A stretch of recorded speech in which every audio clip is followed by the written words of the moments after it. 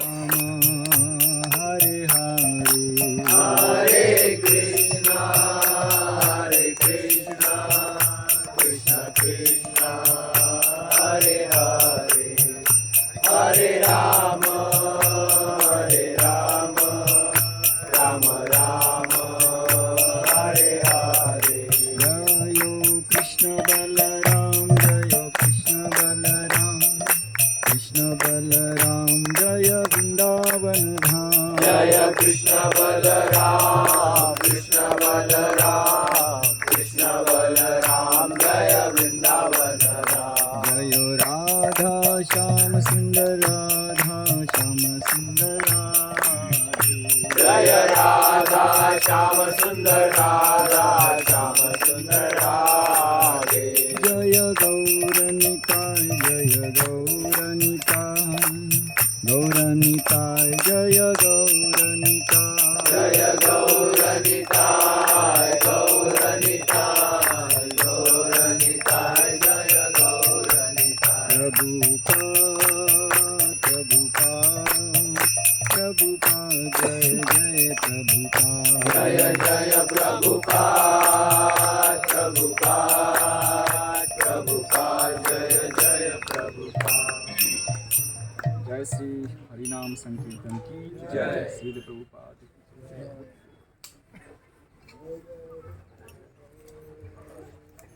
ओम नमो भगवते वासुदेवाय ओम नमो भगवते वासुदेवाय, ओम नमो भगवते वासुदेवाय ओम नमो भगवते वासुदेवाय, ओम नमो भगवते वासुदेवाय ओम नमो भगवते वासुदेवाय. नारायणं नमस्कृत्य नारायणं नमस्कृत्य नरं चैव नरोत्तमं नरं चैव नरोत्तमं देवीं सरस्वती व्यासं देवीं सरस्वती व्यासं ततो जयमुदीरये ततो जयमुदीरये. नष्टप्रायेषु भद्रेषु नष्टप्रायेषु अभद्रेषु नित्यं भागवत सेवया नित्यं भागवत सेवया भगवती उत्तमा श्लोके भगवती उत्तमश्लोके भक्तिर्भवति नैष्टिकी भक्तिर्भवति नैष्टिकी. कृष्णाय वासुदेवाय कृष्णाय वासुदेवाय देवकी नन्दनाय च देवकी नन्दनाय च नन्दगोपकुमाराय नन्दगोपकुमाराय गोविन्दाय नमो नमः गोविन्दाय नमो नमः. ॐ ज्ञानतिमिरन्धस्य ज्ञानाञ्जनशलाकया चक्षुरुन्मिलितं येन तस्मै श्रीगुरवे नमः. श्रीचैतन्यमनोभीष्टं स्थापितं येन भूतले स्वयं रूपा कदा मह्यं ददाति स्वपदान्तिकं. वन्देऽहं श्रीगुरुः श्रीयुतापदकमलं श्रीगुरुं वैष्णवांश्च श्रीरूपं साग्रजातं सहगणा रघुनाथान्वितं तं सजीवं साद्वैतं सावधूतं परिजनसहितं कृष्णचैतन्यदेवं श्रीराधा कृष्णपदान् सहगणा ललिता श्रीविशाखान्वितं च नमः. ॐ विष्णुपदाय कृष्णपृष्ठाय भूतले श्रीमते भक्तिवेदान्त स्वामीति नामिने. नमस्ते सरस्वती देवे गौरवाणी प्रचारिणे निर्विशेष शून्यवादी पाश्चात्य देशतारिणे. नमः. ॐ विष्णुपदाय कृष्णपृष्ठाय भूतले श्रीमते भक्तिसिद्धान्त सरस्वतीति नामिने. श्रीवार्षभानवी देवी दयिताय कृपाकरे कृष्णसम्बन्ध विज्ञानदायिने प्रभवे नमः. माधुर्य उज्ज्वल प्रेमाय श्रीरूपानुगभक्तिद श्रीगौरकरुणाशक्ति विग्रहाय नमस्ते. नमस्ते गौरवाणी श्रीमूर्तये दीनतारिणे रूपानुगविरुद्ध सिद्धान्तध्वन्तहारिणे. नमो गौरकिशोराय साक्षात् वैराग्यमूर्तये विप्रलम्बसाम्भुवे पराम्भुजाय ते नमः. नमो भक्तिविनोदाय सच्चिदानन्दनामिने गौरशक्तिस्वरूपाय रूपानुगवराय ते. गौर आविर्भावभूमिष्ठं निर्देष्ट सज्जनप्रिय वैष्णव सार्वभौम श्री जगन्नाथाय ते नमः. वाञ्छाकल्पतरुभ्यश्च कृपा सिन्धुभ्येव च पतितानां पावनेभ्यो वैष्णवेभ्यो नमो नमः. नमो महावदन्याय कृष्णप्रेमप्रदायते कृष्णाय कृष्ण चैतन्य नाम्ने गौरतिशे नमः। पंचतत्वात्मकं कृष्णं भक्तरूपस्वरूपकं भक्तावतारं भक्ताख्यं नमामि भक्तशक्तिकं। हे कृष्ण करुणा सिंधु दीनबंधु जगत्पते गोपेश गोपिका कांत राधा कांत नमस्ते। जयतां सुरतो बंगो मम मंगलमते गति मत्सर्वस्व पदाम्बुजो राधा मदन मोहन दिव्यार्गन्धारण्यकल्पद्रुमा श्रीमद्रत्नागार सिंहासनस्थो श्रीमद्राधा श्रीलगोविन्ददेव कृष्णानि सेव्यमानं स्मरामि। श्रीमान् रासरसारम्भी वं श्रीवटतटस्थितः कर्षणवेणुसुनिर्गोपी गोपीनाथाय श्रेयस्तु। तप्तकाञ्चन गौराङ्गी राधे वृन्दावनेश्वरी वृषभानुसुते देवी प्रणमामि हरिप्रिये। जय श्री कृष्ण चैतन्य प्रभु नित्यानंद श्री अद्वैत गदाधर श्रीवासादि गौरभक्तवृंद। हरे कृष्णा कृष्णा कृष्णा हरे हरे हरे राम राम राम हरे हरे।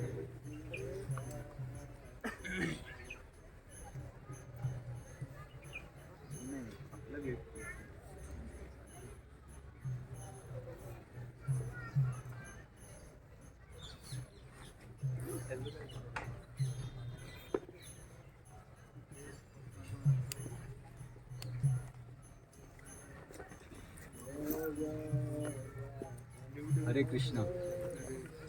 तो उपस्थित सभी भक्तों का स्वागत है। तो हम विशेष करके कल जिस विषय के ऊपर चर्चा कर रहे हैं, तो ये बहुत ही प्राइवेट है सब्जेक्ट। मतलब इतना पर्सनल है कि हमारे अलावा दूसरा कोई सुनना नहीं चाहिए। और यहाँ पे जिसका मेरे साथ मुलाकात नहीं हुआ है, जब जिसने मुझे पहली बार सुना है, उसको थोड़ा सा कठिन लगेगा जैसे सुनने के लिए। ऐसा कोई है जिनको थोड़ा सा मुझे ऐसा सुनने के बाद थोड़ा सा पीछे रख दीजिए उसमें ना। नहीं, आवाज आहे ना, ऐका, आवाज मोठा येणारच नाही, तुम्हाला इकडे यावं लागेल। या साईडला आणि या साईडला शिफ्ट होतो आवाज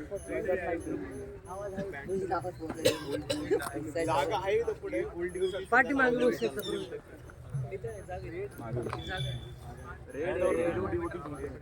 रेड थोडासा आवाज थोडासा एकदम नॉर्मल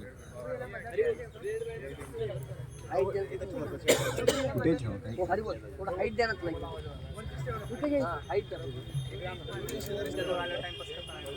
हरी बोल, त्यांना ठेवला होता तसं मागे ठेवा, आवाज बरोबर आहे। हरे कृष्णा हरे कृष्णा हरे कृष्णा। सुदाम प्रिया प्रभू, आवाज येतो ना? मोठा येतो का? तुमच्या मागं नाही येत ना?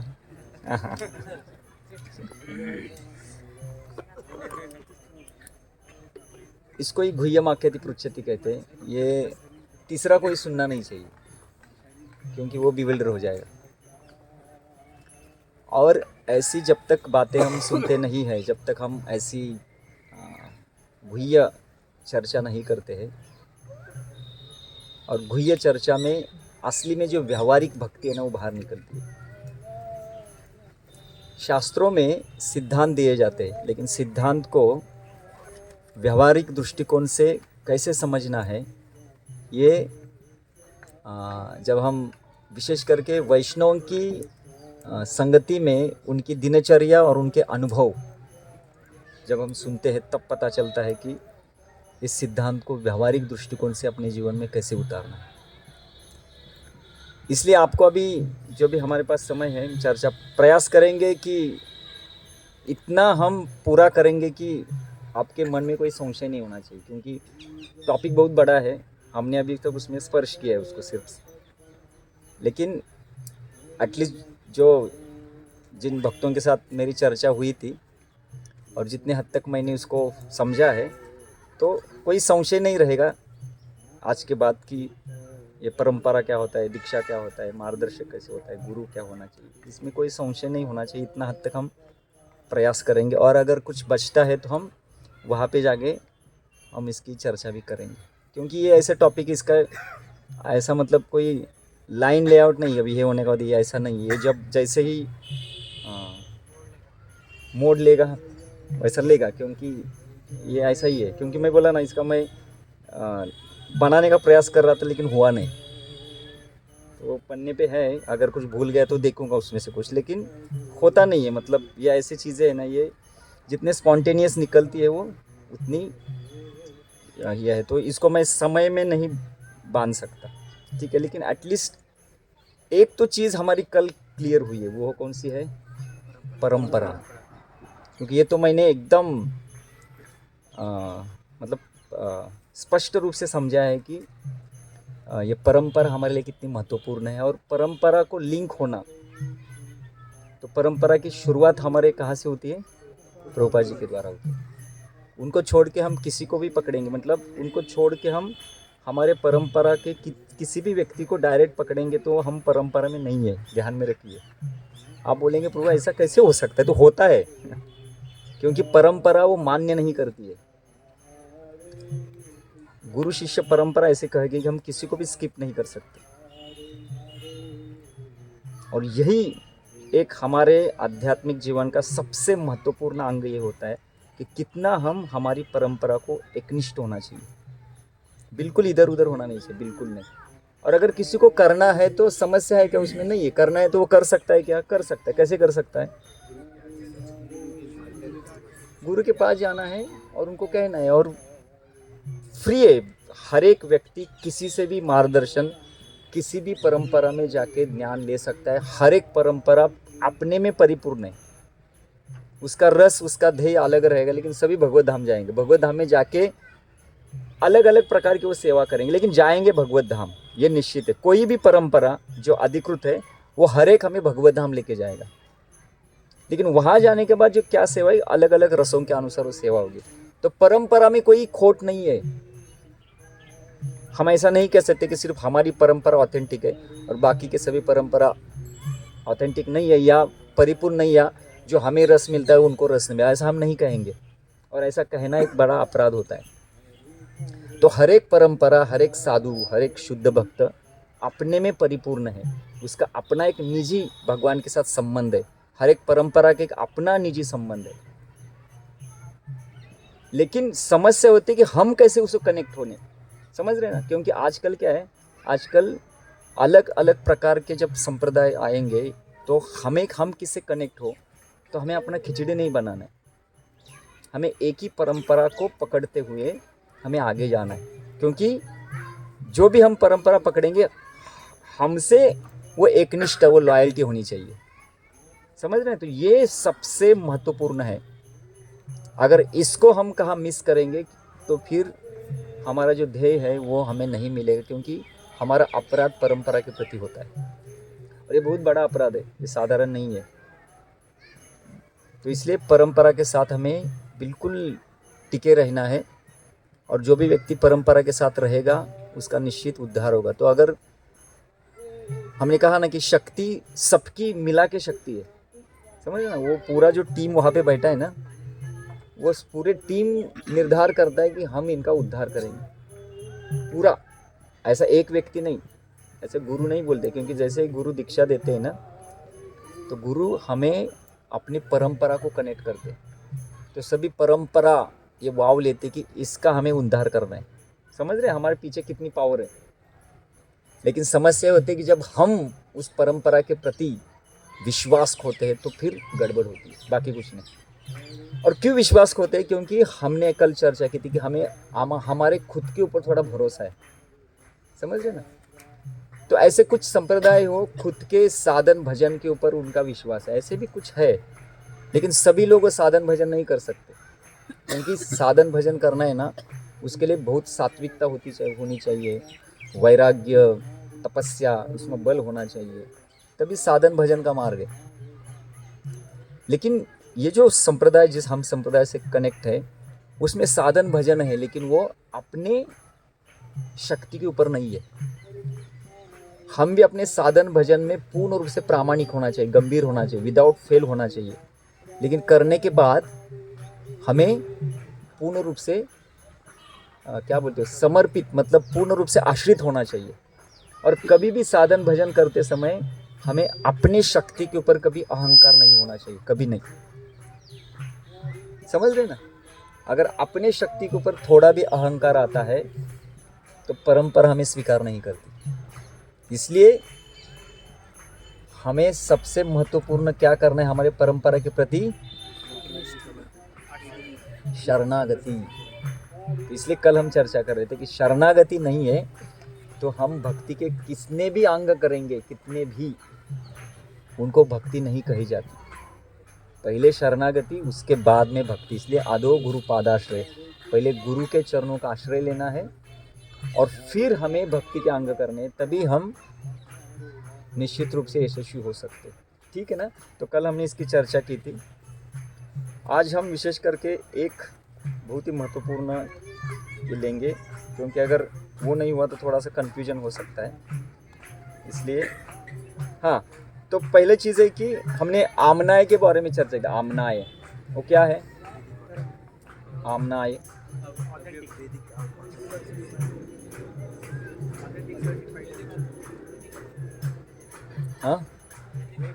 हाँ, लेकिन क्या है वो हमारे लिए? हाँ, हमारे लिए परंपरा ने क्या किया है? भगवान ने जो शास्त्र दिए हैं वो हम तक कौन पहुंचा रहा है? परंपरा। ठीक है, कैसे? अपने अनुभव से। सिर्फ अनुभव से नहीं, पहले उनकी भक्ति, वो भक्ति के शक्ति के द्वारा उसको आत्मसात कर रहे हैं, अपने जीवन में उतार रहे और फिर बता रहे। इसलिए जब सूत गोस्वामी सुखदेव गोस्वामी का स्मरण कर रहे थे ना, जैसे शौनक ऋषि ने प्रश्न पूछा कि 6 प्रश्न पूछे ना, तो जैसे प्रश्न पूछा ना तो सूत गोस्वामी ने सुखदेव गोस्वामी का स्मरण किया, क्योंकि सूत गोस्वामी के सुखदेव गोस्वामी गुरु है, उन्होंने उनसे भागवत सुना था। तो बोले यह स्व अनुभाव अखिल श्रुति सारमेकम अध्यात्म दीपम अतितीर्षम ततो तमोअंधम। तो यह स्व अनुभाव अखिल श्रुति सारमेकम, जितने भी कुछ श्रुतियाँ जो सार, जितने भी वेद उपनिषद है ना, इसका सार मेरे गुरु ने क्या किया? गुरुदेव ने उसको निकाला, यह स्व अनुभाव अपने जीवन में उतारा और उसका एक अध्यात्म दीपम, दीप यानी जैसे कोई जहाज अगर उसको समुद्र के किनारे जाना है ना, वो किसको देखता है? दीप को देखते हैं, लाइट हाउस, वो दीप देखता है ना। वैसे सूत गोस्वामी कहते मेरे गुरुदेव ने जिन जिन व्यक्तियों को आध्यात्मिक मार्ग में प्रगति करने उसके लिए एक दीप दिखाया है। लेकिन वो दीप कैसे दिखाया है? खुद के अनुभव से। और अनुभव कैसे लिया? पूरे शास्त्रों का निचोड़ निकाला उन्होंने, पूरे शास्त्रों का निचोड़ करके अपने जीवन में उसको अप्लाई किया और फिर हमें बता रहे। इसको परंपरा कहा जाता है। और इस परंपरा ने हमें अपने अनुभव से कुछ शास्त्र दिए हैं, वो आमना है, वो वैदिक अथॉरिटी। ये पहला, इसको प्रमेय कहते, प्रमेय, इसको प्रमाण कहते, प्रमाण। और बाकी जो है ये प्रमेय है, क्योंकि ये प्रमाण अगर हिल जाता है, ये पहला चीज़ अगर हिल जाता है, बाकी जीवन में हम कुछ भी करेंगे, कुछ भी, तो हमारा फेल हो सकता है। समझ रहे? ये मुझे ये कहना है कि विदाउट परंपरा अगर हम बाकी के 9, क्योंकि दशमूल सिद्धांत में 9 बाकी सिद्धांत है और ये सिद्धांत अपने में बहुत ही एकदम मजबूत है, और हमें लगेगा अरे ये मुझे पता चलेगा, इसको मैं पालन करूँगा तो हो जाएगा। लेकिन शास्त्र कहता है कि अगर पहला मिस करोगे, पहला क्या? वैदिक अथॉरिटी, परंपरा को अगर मिस करोगे तो हम कभी यशस्वी नहीं हो सकते। तो श्री भक्तिविनोद ठाकुर खुद बता रहे, वैदिक अथॉरिटी को स्वीकार किए बिना हम कभी यशस्वी नहीं हो सकते।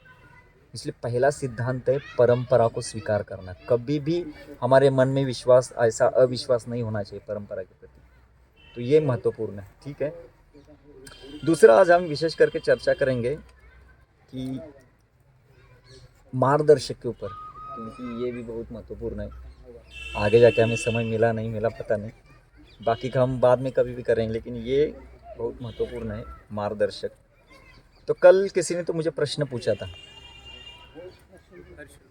हाँ, क्या पूछा था प्रश्न? हाँ, तो इनका प्रश्न बहुत सही है कि पहले हमें मार्गदर्शक को चुनना चाहिए या गुरु को। ध्रुव महाराज के जीवन में पहले कौन आए? ध्रुव मार्गदर्शक आए कि गुरु आए? मिला उत्तर? पहले कौन चाहिए? मार्गदर्शक चाहिए,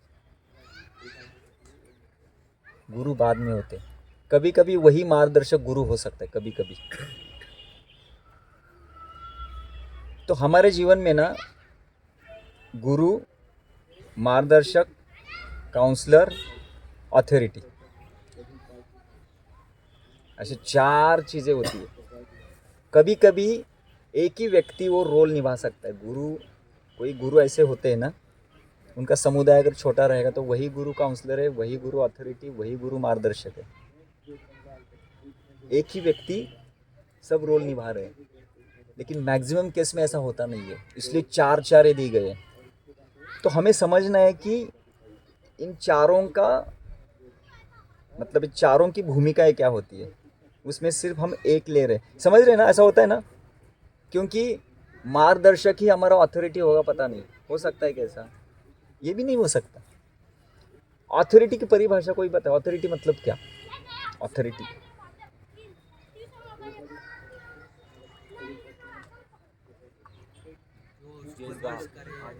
जिन काम पे हाँ, वो जिनके अंडर हम रह के सेवा करते हैं उनको अथॉरिटी कहते हैं। और इनको हम डिनाई नहीं कर सकते। कर सकते हैं क्या?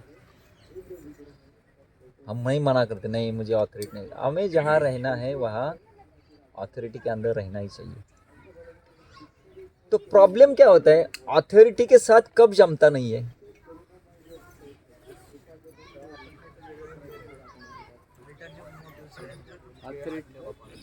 हाँ, लेकिन क्यों होता है ऐसा? क्यों होता है? अथॉरिटी के मनोभाव को हमारा मनोभाव हमारे नेचर के अकॉर्डिंग हमें सेवा नहीं। हाँ, वही तो सबका यही एक सवाल आ रहा है कि मनोभाव, मनोभाव। पहला इम्पोर्टेंट ये है कि जब तक हमारा ना प्रेम किसी के ऊपर बैठता नहीं है, समझ रहे हैं ना? जैसे गुरु के ऊपर प्रेम होना चाहिए, काउंसलर के ऊपर प्रेम होना चाहिए, मार्गदर्शक के ऊपर प्रेम होना चाहिए, अथॉरिटी के ऊपर प्रेम होना चाहिए, तभी जमता है। लेकिन सबके ऊपर प्रेम आएगा, लेकिन एक व्यक्ति के ऊपर प्रेम नहीं आता है, वही अथॉरिटी। क्योंकि वो भूमिका ही ऐसी है कि वो व्यक्ति को ऐसा रहना ही पड़ता है, तभी सेवा होती है। इसलिए जब वो अथॉरिटी उस पद से नीचे आता है ना, सब उसके पास जाते हैं, बोलते प्रभु जी हरे कृष्ण हरे कृष्ण। लेकिन जैसे वो पद के ऊपर बैठता है ना, सब डर जाते, बोलते नहीं इसके पास नहीं जाना। समझ रहे? ये भूमिका बहुत ही अलग टाइप की है, और इसमें कभी कभी भक्तों को थोड़ा कष्ट देना पड़ता है, कभी गुस्सा करना पड़ता है, कभी बोलना पड़ता है, कभी दोष मतलब दोष देखना पड़ता है, सब कुछ होता है। तो समस्या ये है कि हमें ऑलवेज, मतलब हम जिस संस्था में रहते हैं ना, हमें अथॉरिटी के अंदर रहना ही है, चाहे हमारा अथॉरिटी से जमे या न जमे। लेकिन मतलब ये है कि अथॉरिटी हमें क्या देती है? सेवा देती है कि नहीं? तो क्या सेवा करने से हमारा नुकसान होने वाला है? होने वाला है क्या? यस प्रभू। आता काय झालंय, आता सगळ्यांना जास्त झालंय, तेव्हा कठीण आहे आता। ठीक आहे जी, कुणाला जर खूप त्रास होत असेल उठून उभं राहा, कीर्तन नाही तर आता जागृत ठेवणं जरा कठीण आहे, कारण सगळ्यांचे डोळे असे एकदम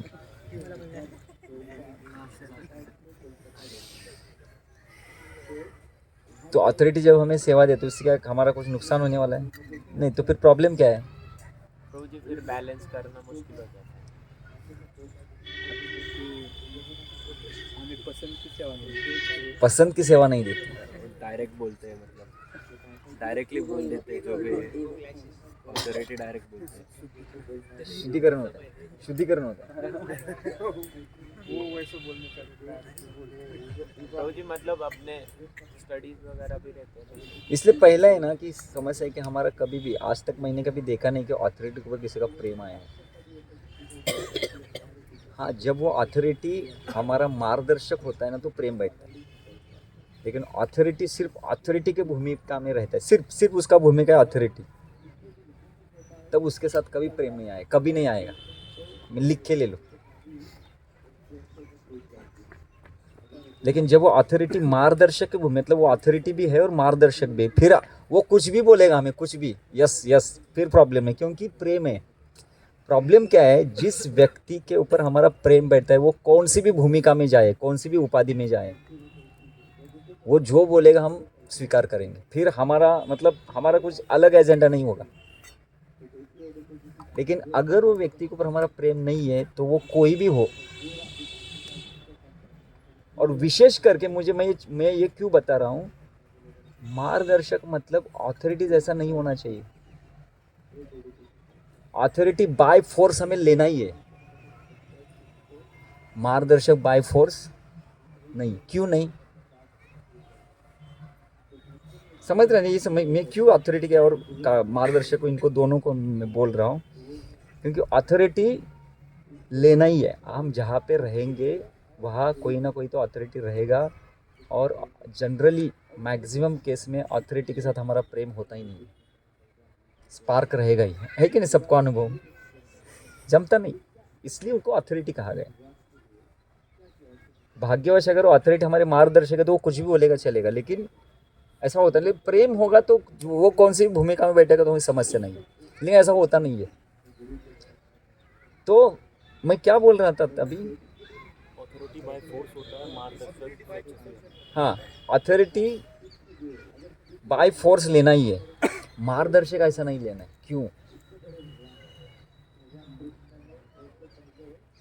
और मैं बताऊं क्या, जैसे बिहाफ ऑफ भगवान गुरु कार्य करते ना, वैसे बिहाफ ऑफ गुरु मार्गदर्शक कार्य करता है। इतना बड़ा रोल है उसका, सबसे बड़ा रोल है। मतलब गुरु के, और ये है ना, क्या महाराज जी का नाम लिया, भक्ति धीर दामोदर स्वामी महाराज है ना, भक्ति धीर, उन्होंने एक पुस्तिका लिखा है, उसमें वो लिखते हैं, देखो कि गुरु अपने शिष्य को किसी के अधीन रखना चाहते हैं, क्योंकि हर एक गुरु का, शास्त्र कहता है कि गुरु मतलब वो जो व्यक्ति पग पग पे ऊपर, मतलब हर एक स्टेप पे अपने शिष्य को मार्गदर्शन करे। समझ रहे? शास्त्र ऐसा कहता है कि हर एक पद के ऊपर, हर एक रास्ते में, हर एक स्थिति में, हर एक परिस्थिति में गुरु को अपने शिष्य की जिम्मेदारी लेनी पड़ती है। अब ये पॉसिबल है क्या? पहले ज़माने में होता था, पहले ज़माने में कोई पॉलिसी, कोई रूल नहीं होते थे। गुरु रहते थे, गुरु के 25-30 शिष्य होते थे, गुरु डायरेक्टली सेवा, नियम सेवा, मतलब गुरु अथॉरिटी थे, काउंसलर थे, मार्गदर्शक थे, गुरु थे, सब वही थे, एक ही व्यक्ति। तो उनका ग्रुप होते थे, तो उसमें क्या होता था, उसमें एकदम, अभी गुरु है, गुरु के ऊपर प्रेम होता है। गुरु मतलब स्वाभाविक प्रेम होता है, वो कुछ भी बोले दुनिया इधर की उधर का तो करेंगे ना, नहीं बोलेंगे, गुरु है ना। लेकिन अभी ऐसा नहीं है, इसलिए ये एक मार्गदर्शक, ये शास्त्र में नहीं है। आप बोलेंगे प्रभु जी शास्त्र में कुछ ऐसा मार्गदर्शक है क्या? शास्त्र में है ही नहीं है, क्योंकि शास्त्र जब बनाए गए थे ना, तब संस्था नहीं थी। समझ रहे हैं क्या? जब शास्त्र बनाए गए तब संस्था नहीं थी। तो कोई उठ के खड़ा हुआ लगे ये शास्त्र में ऐसा दिया नहीं है, कहाँ का मार्गदर्शक आया? समझ, कोई बोल सकता है।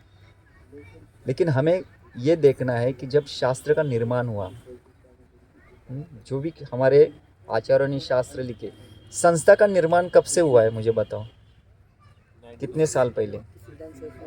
हाँ, कितने साल पहले? 300 कुठले, 150, 200। शास्त्र का निर्माण कब हुआ है? तब संस्था था ही नहीं, इसलिए हमारे उन्होंने वो मार्गदर्शक वाला रोल नहीं। सिर्फ एक काउंसलर नहीं, मार्गदर्शक नहीं, अथॉरिटी नहीं, कुछ नहीं, सिर्फ गुरु और शिष्य, ये दो ही थे। लेकिन जैसे ही संस्था का निर्माण किया गया, तब ये सब भूमिका उसमें डाली गई, और तब से प्रॉब्लम चालू हो गए। लेकिन हमें समझ के लेना है कि प्रॉब्लम क्यों समझ आते हैं, क्योंकि हम उनको समझ के नहीं लेते। और सबसे महत्वपूर्ण है कि उसमें हम किसी मार्गदर्शक को चुनते नहीं है। हम किस में रहते हैं, कभी कभी ऐसा होता है, काउंसलर भी है ना, हमें बाय फोर्स बोल देना है आपको ना, यही काउंसलर बस अभी उसके साथ आपका, आप और ये देखो, कभी कभी यही होता है। तो कभी जो रूल होता है रूल को स्वीकार करना पड़ता है, लेकिन मार्गदर्शक ऐसा नहीं होना चाहिए। क्यों नहीं होना चाहिए, ये मैं प्रश्न पूछता हूँ आपको कि मार्गदर्शक बाय फोर्स नहीं होना चाहिए, क्यों? हाँ, प्रेम नहीं होगा तो क्या होगा? क्योंकि उस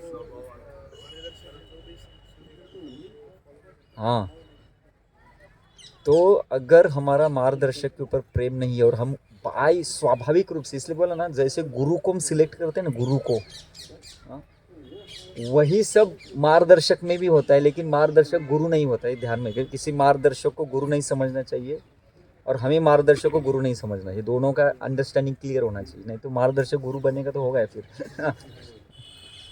लेकिन क्वालिटीज वही है जो गुरु के अंदर कुछ चीज़ें होती है ना, वो उसके अंदर भी होनी चाहिए। कि कोई व्यक्ति मार्गदर्शक नहीं होना चाहिए, कोई भी नहीं हो सकता। तो पहला मैंने कल बताया था, अभी आज बाकी के देखेंगे कि मार्गदर्शक के अंदर कौन कौन से क्वालिटीज़ होनी चाहिए। अगर वो है तो हम उनको मार्गदर्शक के रूप में स्वीकार कर सकते। तो पहला हमने कल चर्चा की थी। हाँ अपने मन की कभी नहीं बताएंगे हमेशा। हाँ, तो मार्गदर्शक वो है जो अपने मन का कुछ नहीं बोलेगा, क्योंकि वो न्यूट्रल होता है। न्यूट्रल मतलब अपने मन की नहीं बोलेंगे वो। क्योंकि मार्गदर्शक का पहला भूमिका यह है कि जो भी व्यक्ति उनसे मार्गदर्शन लेता है, उसको गुरु साधु शास्त्र को कैसे कनेक्ट किया जाए। और गुरु का भी यही कार्य है। गुरु में क्या होता है कि गुरु साधु और शास्त्र को कनेक्ट करते हैं, लेकिन मार्गदर्शक गुरु साधु शास्त्र को कनेक्ट करते। इतना थोड़ा सा फर्क है, समझ रहे ना? तो पहला चीज़ है कि वो अपने मन से अपना कुछ किताब निकाल के शास्त्र के खिलाफ जाके कुछ नहीं बोलेगा। वो हमेशा गुरु साधु शास्त्र बोले, गुरु ने ऐसा कहा है आप। और समझो, अलग गुरु के शिष्य, अगर समझो मार्गदर्शक जो है वो अलग गुरु का शिष्य है और जो मार्गदर्शन लेता है वो अलग गुरु का शिष्य है, ऐसा भी हो सकता है। तो ये जो मार्गदर्शक होता है ना, वो कहता है कि देखो आपके गुरुजी को ये पसंद नहीं आएगा। अभी इनको कैसे समझ में आया कि इनके गुरुजी को ये पसंद नहीं है? उन्होंने श्रवण किया। क्योंकि मार्गदर्शक को हर एक गुरु का मनोभाव पता होना चाहिए। ये दूसरा है, क्योंकि अगर मार्गदर्शन गुरु के मनोभाव के खिलाफ किया जाएगा तो समस्या आएगी कि नहीं आएगी? इसलिए मार्गदर्शक को, जिनको वो मार्गदर्शन करते हैं, अगर वो अलग गुरु के शिष्य हैं तो उन गुरु का मनोभाव क्या है उनको पता होना चाहिए, नहीं तो फिर गड़बड़ हो सकता है। तो ये दूसरा। तीसरा है और सबसे महत्वपूर्ण कि मार्गदर्शक के ऊपर हमारा बहुत प्रेम होना चाहिए। और क्यों प्रेम करना चाहिए? क्योंकि गुरु हमारे पास नहीं है। समझ रहे ना? गुरु हमारे पास नहीं है। अभी गुरु हमारे जो पास नहीं है तो फिर हम प्रेम किसके ऊपर करें? और मैं बताता हूँ कि हमें प्रेम करना ही पड़ता है।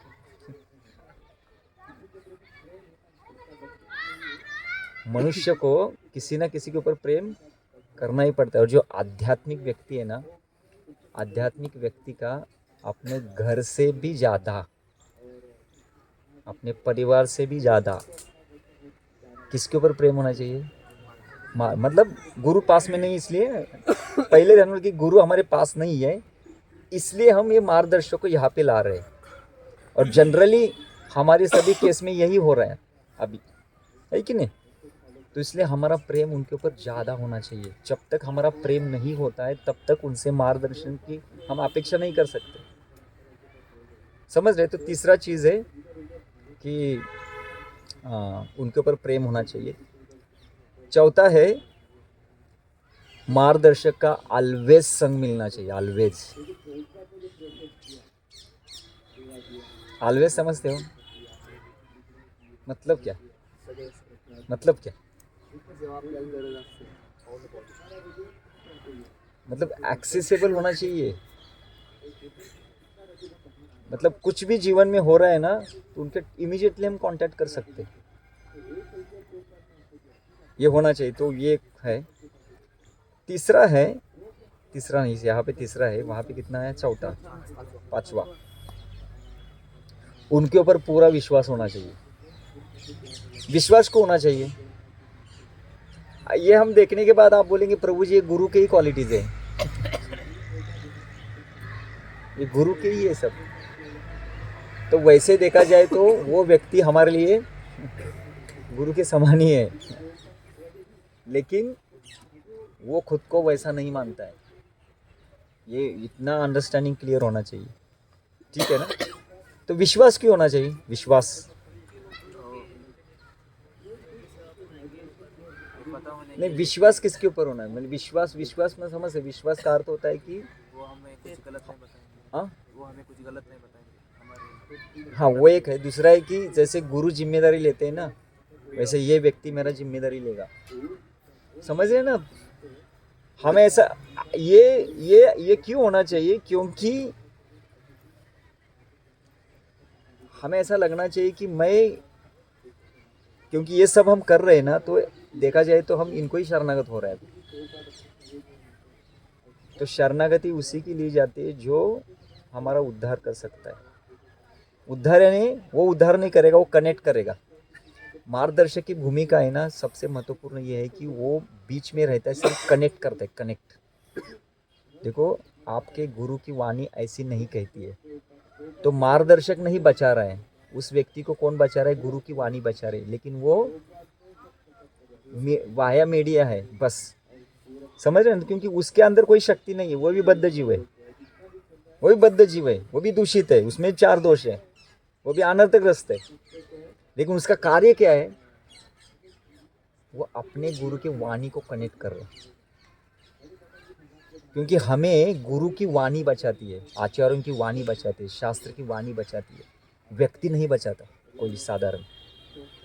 इसलिए मार्गदर्शक के ऊपर विश्वास होना चाहिए। और कब कैसे विश्वास बढ़ता है, जब हम कभी उनके साथ मार्गदर्शन के लिए जाते हैं ना, तो वो कहते हैं, देख पहले तो वो बोलेंगे कि भाई, मतलब वो समझ के लेते कि हम किसके शिष्य हैं, आपका मनोभाव क्या है, वो समझ के लेंगे, और उनके अनुसार वो बताएंगे कि बाबा आपके गुरुजी की अपेक्षा ऐसी नहीं है, आप अगर ये कार्य करोगे ना, आपके गुरुजी नाराज हो जाएंगे, हमारे आचार्य परंपरा ये स्वीकार नहीं करती है, शास्त्र में ऐसा कुछ दिया ही नहीं है।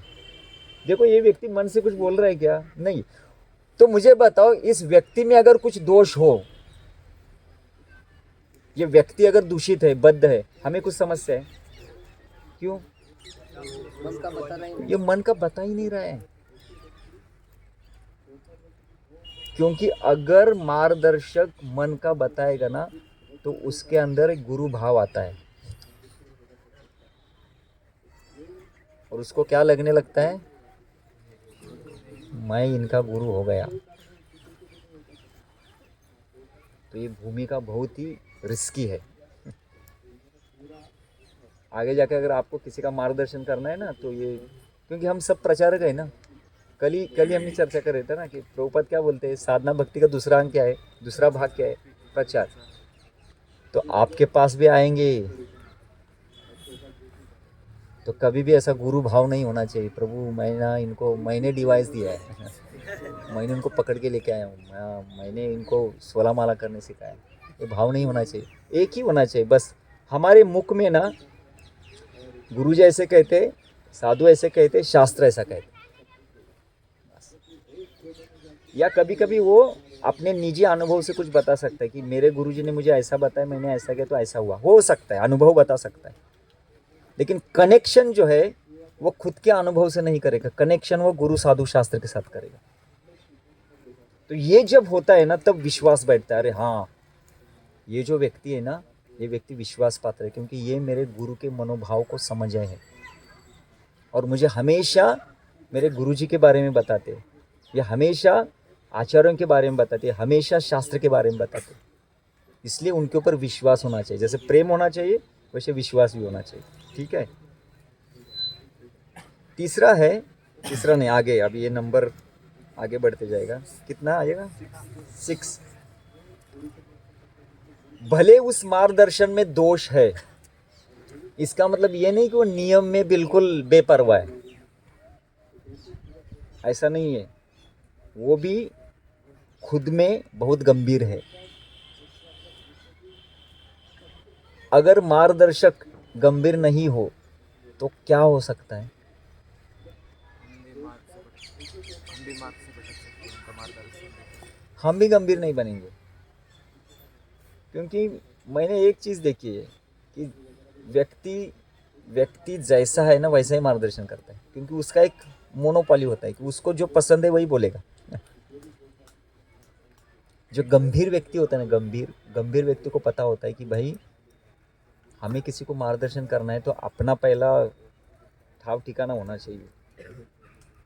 समझ रहे ना, इसको गंभीर कहते हैं।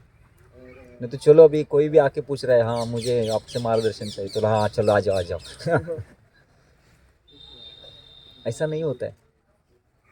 तो वो भी अपने निजी साधना में, निजी जो भी कुछ उन्होंने व्रत लिया है उसमें गंभीर होना चाहिए। समझ रहे ना? आगे है जो मैंने पहले ही बताया है कि हमें मार्गदर्शक ऐसा चाहिए, भले हमारे मार्गदर्शक और हमारा गुरु अलग भी होंगे ना तो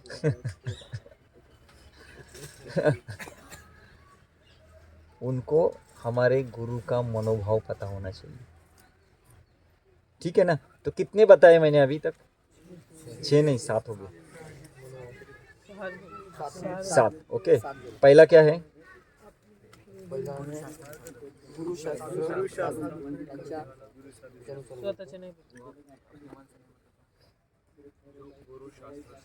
ओके, गुरु साधु शास्त्र के अनुसार। और दूसरा एका नहीं सांगा। मार्गदर्शकाला सर्व गुरूचा मनोभाव माहिती असतो. हाँ तो आलाच ना, म्हणजे हाँ तो आला म्हणजे खालचा संपला. हाँ ओके. हाँ पुन्हा शिष्याचे त्यांच्यावर प्रेम असते मार्गदर्शनावर. हाँ प्रेम असलं पाहिजे. ओके. पुन्हा ते कॉन्टॅक्टेबल असले पाहिजे, ॲक्सेसेबल. हाँ त्यांच्यावरती विश्वास असला पाहिजे आणि मार्गदर्शक हे गंभीर असले पाहिजे. आता सर्व सांगितलं मनोभाव डबल आलं. ठीक है. तो ऐसा व्यक्ति मिलना भी साधारण नहीं है. समझ रहे? आप बोलेंगे प्रभु जी हम तो दूसरा गुरु के शोध में अभी देखोगे. आध्यात्मिक मार्ग में मार्गदर्शक अच्छा मिलना ये भी बहुत भाग्यवान है जो, और भाग्यवान वो जीव है जिनको ऐसा मार्गदर्शक मिला है. ठीक है, समझ में? तो ये 6-7 जो मैंने बताए ये हमारे मार्गदर्शक के अंदर इतने क्वालिटीज़ मिनिमम होना चाहिए. मैक्सिमम और बहुत हो सकते हैं, एटलीस्ट ये तो होना चाहिए, क्योंकि हर एक जो है पॉइंट ये किसी तत्व को स्पर्श करता है, वो होना चाहिए. अगर नहीं है तो फिर किसी ऐसे तत्व से हमें हमारा नुकसान हो सकता है. समझ रहे ना? अगर इस व्यक्ति को गुरु साधु शास्त्र के साथ वो हर बात को कनेक्ट कर रहा है, इसका अर्थ क्या होता है? परंपरा से इसका अर्थ उसको पता है शास्त्र में क्या क्या कहाँ पे दिया है. ये होना ही चाहिए. इसका अर्थ ये होता है कि उनको पता है शास्त्र में कहाँ पे क्या दिया है. शास्त्र कंठस्थ हो या न हो वो महत्वपूर्ण नहीं है, लेकिन एटलीस्ट शास्त्र में इस चीज़ का सॉल्यूशन क्या दिया गया है ये बताना चाहिए, मतलब उसको पता होना चाहिए. अगर उसको पता नहीं है तो आजकल क्या होता है, अगर किसी ने प्रश्न पूछा है, उसने प्रश्न पूछा है, उसको उत्तर तो देना है, और मुझे पता नहीं शास्त्र में क्या है, तो मैं क्या करूँगा? अपने मन से बोलूँगी, क्योंकि इसके सामने मैं कैसे बोलूँगी कि मुझे पता नहीं है. और दूसरा होता है कि अगर उसको गुरु का मनोभाव पता नहीं है तो फिर वो भी क्या करेगा? अपने गुरु का उसके ऊपर थापेगा. ये भी गड़बड़ होगा. इसलिए ये मार्गदर्शक भूमिका देखो, ये बहुत महत्वपूर्ण है. अपने गुरु का बोलेगा नहीं नहीं वो मेरे गुरु जी ऐसे चाहते, आपको ऐसा ही करना पड़ेगा. गुरु जी कैसे कैसे? अभी आप बोलेंगे कि भगवत धाम तो जाना है, एक ही जगह पे जाना है, तो मनोभाव अलग अलग क्यों? अलग अलग एक ही मनोभाव होता तो अच्छा होता ना। किसी भी परंपरा में जाओ, किसी भी गुरु को पकड़ो, एक ही मनोभाव है। प्रत्येकाचा अधिकार आणि रस वेगळा.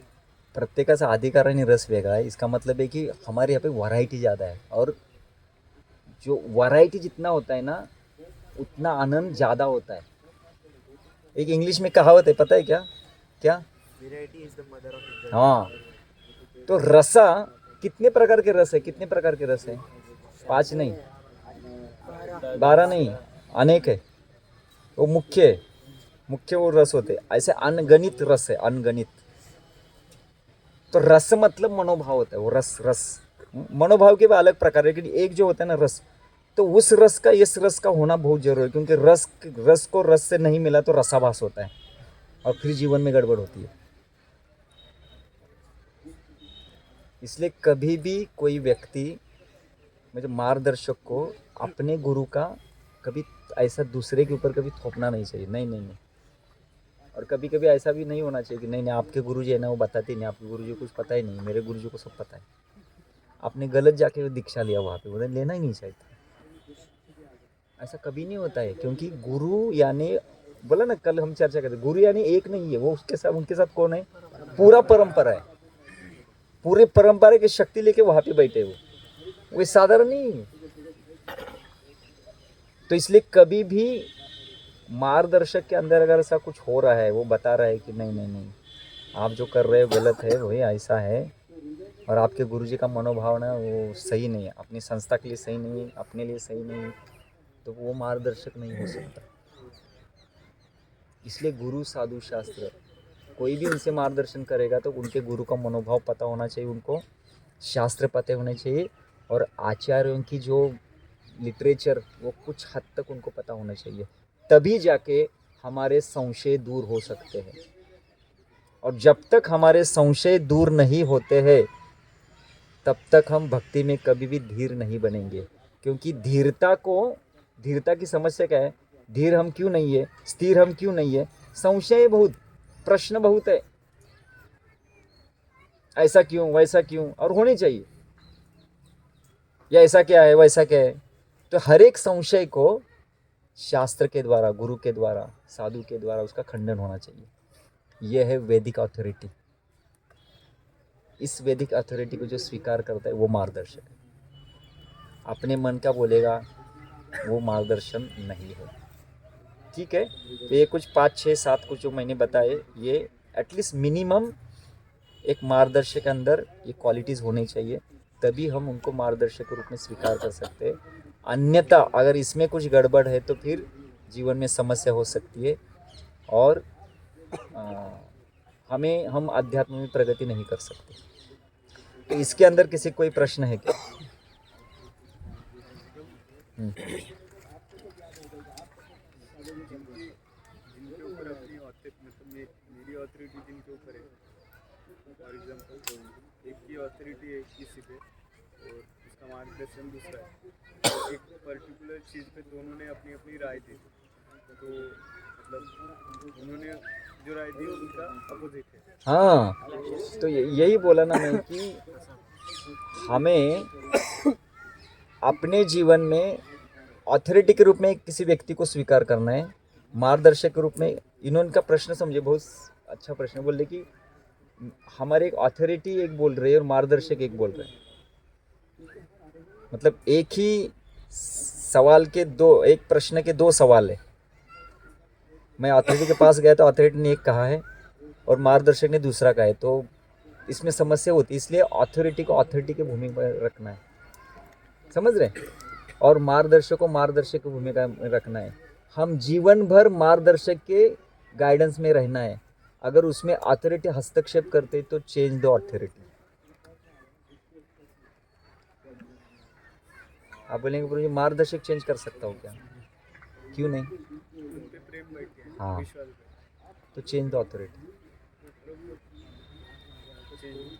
गया। इसलिए कोई है ही नहीं ना, क्योंकि अथॉरिटी उसको ही कहते हैं उनके ऊपर प्रेम। अगर अथॉरिटी को प्रेम आ गया तो वो मार्गदर्शक बन गया, समझ रहे हैं ना।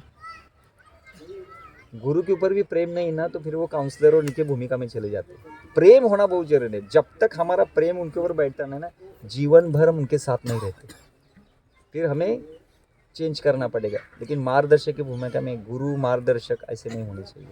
और बाई चांस हम अथॉरिटी चेंज नहीं करते तो अपराध हो जाएगा। नहीं, अथॉरिटी कोई फिक्स नहीं होते हैं। मतलब अथॉरिटी होती है, कुछ परिस्थितिवश कुछ साल के लिए वो अथॉरिटी के रूप में रहेंगे, या हम कुछ समय के लिए वहाँ पे रहते हैं इसलिए वो हमारे अथॉरिटी रहेंगे। अगर आप जगह चेंज करोगे तो अथॉरिटी बदल जाएगी।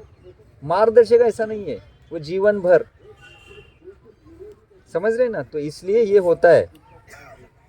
और जब ऐसी कभी कभी क्या होता है, कभी कभी अथॉरिटी मात्र छोड़ दो, कभी कभी हमारे ऊपर 2-2, 3-3 अथॉरिटी रहते हैं संस्था में। ऐसा होता है, ये एक बोलेगा, वो एक बोलेगा, तीसरा एक बोलेगा। इस अवस्था में मैं क्या करना है? तीनों के सामने हाथ जोड़ के खड़ा रहना, बोलेगा आप बताओ कि मैं एक क्या करूं। समझ रहे? हमें किसी का अनादर नहीं करना है। और हम ये नहीं कहते नहीं ये ऐसा करे, ऐसा मैं इनका सुन, नहीं, तीनों को सामने बोले प्रभु जी ऐसा कर ले, ऐसा। अभी आप मुझे बताओ कि मैं तो एक ही कर सकता हूँ, तो आप तीनों बताओ कि मैं क्या करूँ। लेकिन अगर मार्गदर्शक और अथॉरिटी के बीच में अगर ये हो रहा है तो आपको अथॉरिटी बदलनी पड़ेगी, क्योंकि अथॉरिटी कुछ परिस्थितिवश कुछ वर्षों के लिए हमारे साथ रहते हैं। मार्गदर्शक की भूमिका अलग है। मार्गदर्शक हमारे साथ जीवन भर होना चाहिए, तभी मार्गदर्शन है ना।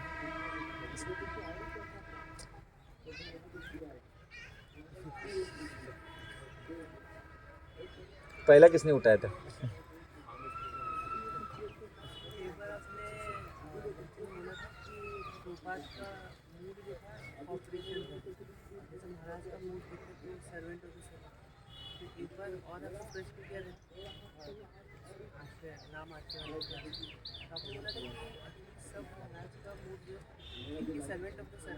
नहीं, रस के ऊपर चल रसा रसा। मनोभाव में रस होता है, मनोभाव में मूड होता है।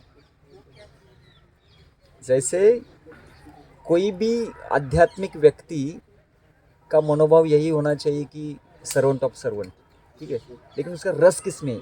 वो सर्वेंट ऑफ सर्वेंट कौन से सेवा में करना चाहते हैं, उनका रस किस में? कीर्तन में है, पुस्तक वितरण में है, डीटी वर्शिप में है, प्रीचिंग में है। समझ रहे ना? कौन से सेवा के अंग में वो रस लेना चाहते हैं, उनका रस का मनोभाव हो गया। और दूसरा होता है कि एक मनोभाव होता है ऐसा कि सर्वेंट ऑफ सर्वेंट। ये तो आप पुस्तक वितरण करो, मुझे सर्वेंट ऑफ सर्वेंट रहना है। किचन सेवा को मुझे सर्वेंट, ये तो मतलब ना, ये बेसिक फाउंडेशन ही है। जहाँ भी मैं जाऊँगा सर्वेंट ऑफ सर्वेंट रहूँगा ही। लेकिन रसा में चेंज है। रस बोलते हैं ना, रस समझते ना। इतने अलग प्रकार के रस क्यों बनाए गए? वैरायटीज, इसलिए बोलते हैं ना सजातीय सिर्फ नहीं, सजातीय स्निग्धस्य। स्निग्धस्य मतलब क्या? उनका रस और मेरा रस एक है। उनको कीर्तन में आनंद है, मुझे भी कीर्तन में आनंद है। हाँ, ऐसा। इसलिए प्रभुपाद लिखते हैं भक्ति रसायन सिंधु के एक तात्पर्य में लिखते हैं उस बुक में कि अलग अलग गुरु के मनोभाव अलग अलग होने के कारण वो अलग अलग इंस्ट्रक्शन दे सकते हैं। एक गुरु के दूसरे गुरु के इंस्ट्रक्शन में मत भिन्नता हो सकती है, लेकिन हमें अपने गुरु के इंस्ट्रक्शन को पालन करना है। हम ऐसा नहीं कहते भाई मैंने वहाँ पे सुना, उन्होंने ऐसा कहा है, वो भी गुरु है लेकिन मेरे नहीं, किसी और के गुरु है, लेकिन उन्होंने ऐसा कहा है और मैं इनको शिक्षा गुरु मानता हूँ। और मैं अपने दीक्षा गुरु के पास जाके बोलता हूँ कि मैंने उनसे ऐसा सुना है और मैं वही करना चाहता हूँ, तो आप ऐसा बोल रहे तो मैं क्या, मतलब मैं कैसे समझ के लिए समझ, ऐसा हो सकता है। तो हमारे लिए सबसे इम्पोर्टेंट है कि जो दीक्षा गुरु है या जो मार्गदर्शक है, हम कहाँ का भी सुनेंगे ना, दुनिया के किसी भी कोने से आवाज़ आएगी ना, हमें कन्फर्म करके लेना है कि मैं क्या करूँ। इसलिए रसा और मनोभाव, जब वहाँ पे आपने प्रश्न पूछा था मनोभाव मतलब क्या, हर एक का स्टाइल एक ही होना चाहिए, सर्वेंट ऑफ सर्वेंट, लेकिन रस में बदल आएगा रस। इसलिए मनोभाव अलग अलग होते। इसलिए परंपरा इतने क्यों है, क्योंकि परंपरा के रस अलग अलग है, इसलिए परंपरा अलग अलग है। ऐसा ये है, समझ में आया ना। तो रस में बदल है, मनोभाव में ऐसा कोई रस हो सकता है या किसी का वह सेवा करने का जो स्टाइल है वो अलग हो सकता है, लेकिन शास्त्र कहता है कि हर एक का एक ही उद्देश्य होना चाहिए कि सर्वेंट ऑफ सर्वेंट। जैसे गुरु महाराज जी के पास एक व्यक्ति गए थे और एक भक्त गए थे, और जब उनको मिले ना तो उन्होंने कहा कि महाराज जी ने उनको कहा कि आप मुझे बताओ, मैं आपके एक काउंसलर के रूप में सेवा करूं, एक मित्र के रूप में सेवा करूं, या गुरु के रूप में सेवा करूं? आप मुझे बताओ कि मैं क्या करूं, मुझे तो सेवा करना है। इसमें उनका मनोभाव क्या है? Servant of servant. समझ रहे ना, भूमिका अलग है। काउंसलर हो, गुरु हो या मित्र हो, बोल रहे कि आपको मुझसे क्या चाहते हैं, मैं आपकी सेवा करना चाहता हूँ, जो भूमिका आपको मुझसे चाहिए मैं देने के लिए तैयार हूँ। तो जो फाउंडेशन है, मनोभाव का जो फाउंडेशन है, ये सर्वेंट ऑफ सर्वेंट होना ही चाहिए। वो नहीं हो रहा है इसलिए समस्या है। लेकिन रसा में रस जो होता है, रस अलग अलग होता है। किसी को कीर्तन में रस आता है, किसी को इसमें रस आता है, तो अलग अलग रस के मनोभाव अलग अलग है। लेकिन मेन जो मनोभाव जो जब भक्त उन्नत होता है ना, उसका एक ही मनोभाव होता है, क्या? सर्वेंट ऑफ सर्वेंट, एक ही होता है। और यही तो हमारा सिद्धांत है। हम जो बोलते हैं ना प्रभु प्रभु प्रभु, सबको प्रभु बोल रहे हैं, इसका अर्थ क्या होता है? Servant of servant. गोपीर भर्तृ पद कमल और ये फाउंडेशन है। लेकिन इस फाउंडेशन के ऊपर अलग अलग रस रहेंगे, इसलिए सजातीय स्निग्धस्य, उस रस में स्निग्धता है। तो जब दो रस के अलग अलग रस के भक्त एकत्र नहीं हो सकते, इसलिए प्रभुपाद जी को, प्रभुपाद जब किसी बीबीटी में जाते थे ना, बोलते book distribution is the best. Kitchen में जाते थे, किचन की सेवा सबसे श्रेष्ठ है। प्रचारक को बोलते थे प्रचार ही एसेंस है। आर्चा विग्रह का भी जाते थे, देखो आर्चा विग्रह करोगे मैं खुश हो जाऊंगा। तो जहाँ पे भी जाते थे प्रभुपाद उनको प्रोत्साहित करते थे, समझे? क्योंकि हर एक रस अलग था। लेकिन प्रभुपाद जी ने एक मनोभाव बताया उसमें, लास्ट में बोले if you love me then cooperate each other. ये बाद में एक फाउंडेशन उन्होंने डाल दिया कि आपको अर्चा विग्रह करना है करो, किसी को किचन में सेवा करना है करो, लेकिन एक दूसरे को, आपका रस अलग रहने दो, लेकिन एक दूसरे को सहकार्य करो। समझ रहे ना? तो मनोभाव मतलब इसके अलग अलग अर्थ होते हैं। मनोभाव मतलब एक ही नहीं है। आप मनोभाव की अगर कुछ क्लासेस अगर डाउनलोड करोगे यूट्यूब पे तो उसके अलग अलग अर्थ निकलेंगे। लेकिन फाउंडेशन क्या है? फाउंडेशन नहीं है सर्वेंट ऑफ सर्वेंट। और रसा में बदल हो सकता है, रस कौन सा भी हो सकता है। तो उनका रस मेरा रस जिससे जुड़ता है वो स्निग्धता हो गई। या कभी कभी प्रेम किसी व्यक्ति पर होता है ना, तो हम उस रस में को स्वीकार करने का प्रयास करते हैं। प्रेम है ना तो स्वीकार करते हैं, ऐसा। ठीक है प्रभु? Okay, yes. प्रभु जी, काउंसलर और मार्गदर्शक में क्या फर्क है? नहीं, अगर आपके मन से अगर आपको नहीं मिल रहा है तो वो काउंसलर। क्योंकि कभी कभी क्या होता है, आपको कहते हैं कि ये इतने काउंसलर, इसमें से आपको चुनना है। आप बोलेंगे प्रभु जी इसमें मेरा प्रेम किसी के ऊपर नहीं, लेकिन भाई नियम है, काउंसलर ने तो दीक्षा नहीं होगी, फिर हमें चुनना पड़ता है। मैं बोला ना, अगर प्रेम आ गया, अथॉरिटी के ऊपर भी प्रेम आ गया ना, तो अथॉरिटी हमारी काउंसलर, हमारी मार्गदर्शक बन सकती है, कोई समस्या नहीं। लेकिन प्रेम होता नहीं, इसलिए गड़बड़ है सब। समझ रहे ना? ये गड़बड़ क्यों चल रही है इतना? ये प्रेम नहीं है। अगर प्रेम होता है ना तो फिर हमारा कोई समस्या नहीं है, क्योंकि प्रेम होता है तो हम कुछ भी करने के लिए तैयार, उस व्यक्ति के लिए कुछ भी करने के लिए। उनका वचन ऐसे बाहर निकलेगा, बोलेंगे बस हो जाएगा। वो एक में वो प्रेम नहीं है ना, इसलिए समस्या। तो कभी कभी संस्था के कुछ रूल्स होते हैं, उसकी पॉलिसी होती है, उसके अनुसार चलना पड़ता है। तो कभी कभी आपको मन चाहे कोई काउंसलर नहीं मिलेगा, लेकिन बाबा आपको उसको लेना पड़ता है, क्योंकि ये नियम है। नहीं तो फिर बोलते आगे कुछ जाएगा नहीं तो फिर लेना पड़ता है। ठीक है ना? ओके। प्रभु जी, पर मतलब कभी कभी नहीं, आपका वैसा हो गया। अरे उसका अच्छा, उसका कंटिन्यू। ओके। हाँ, तो प्रभु जी मतलब कभी कभी ऐसा लगता है कि प्रेम है पर थोड़ा बीच में ऐसा प्रेम है ऐसा लगता नहीं है, ऐसा नहीं होना चाहिए। प्रेम है तो है, ऐसा कैसे लगेगा कि मेरा प्रेम है लेकिन कभी होता है कभी होता नहीं, ऐसे थोड़ी होता है। बीच में थोड़ा गैप नहीं नहीं नहीं, फिर गैप भी कुछ नहीं। कभी गुस्सा आता है। प्रेम मतलब प्रेम। ऐसा संशय आना कि प्रेम है या नहीं है, ये प्रेम है ही नहीं। यस यस, पीछे पीछे पीछे।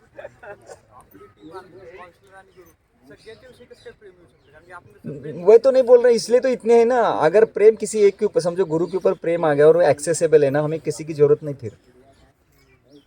लेकिन समस्या क्या है कि गुरु है लेकिन वो एक्सेसिबल नहीं होते।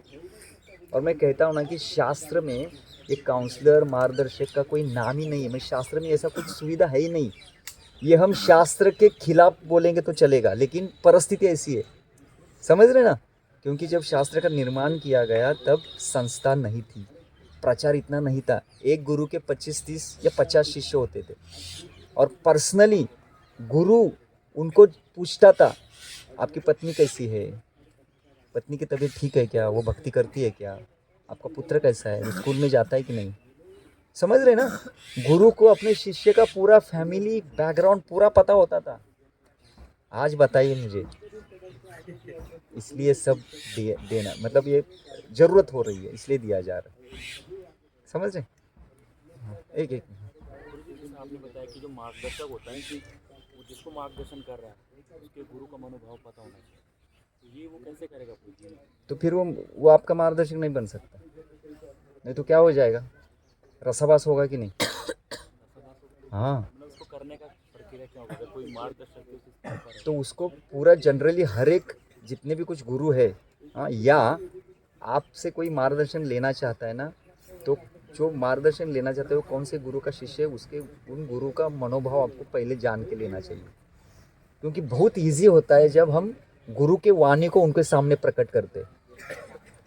हम कुछ बोलेंगे ना तो थोड़ा सा ये हो सकता है, लेकिन बोले ना आपके गुरुजी ये चाहते हैं, बस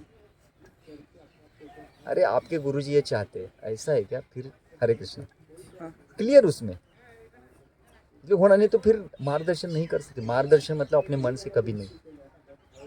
और आजकल तो ना ये मार्गदर्शक भूमिका कितनी कठिन हो गई ना, इतने गुरु है ना, तो फिर हर एक गुरु का एटलीस्ट मनोभाव मतलब क्या क्या है, उनका रस क्या है। मनोभाव नहीं, रस इसमें, हाँ, वो फाउंडेशन नहीं, फाउंडेशन दासवान दास, लेकिन रस, वो रस के हिसाब से कोई किसी गुरु को ना वैष्णव सेवा बहुत पसंद होती है।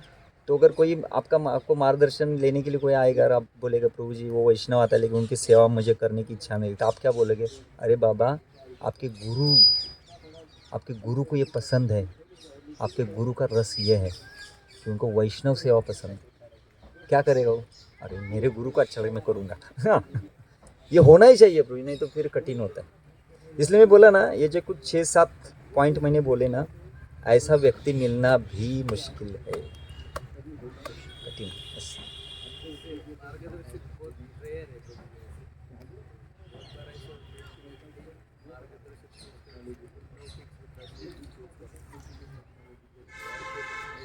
हाँ वही तो है ना, इसलिए मैं बोला ना कि प्रशिक्षण जो है ना, प्रशिक्षण कभी भी हमें, इनका प्रश्न समझ में आएगा कि मार्गदर्शक के हम इतने कुछ मुद्दे बताए ना, इसको कुछ लेना देना नहीं है। लौकिक समझ है, लौकिक मतलब प्रभु जी मैं उनके पास जाता हूँ ना, मुझे पैम्परिंग मिलता है, मेरा गुणगान गाया जाता है, और मैं जो भी बोलता हूँ वो स्वीकार करते हैं, इसलिए वो मार्गदर्शक बहुत अच्छा है।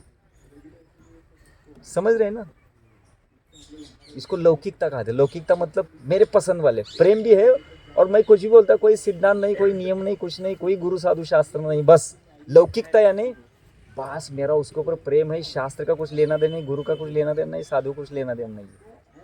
ये बहुत खतरनाक है।